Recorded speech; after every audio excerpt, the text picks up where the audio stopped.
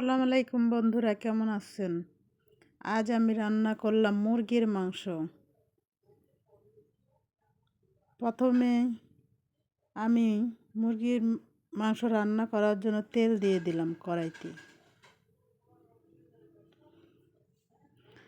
তেলটা গরম হলে দিয়ে দেব পেঁয়াজ কুচি।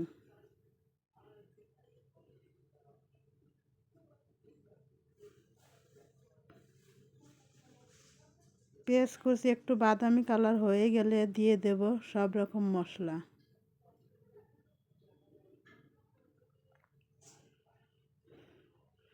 মশলাটা একটু নেড়ে চেড়ে যখন কষানো হয়ে যাবে মশলা, তখন মুরগির মাংসটা দিয়ে দেব।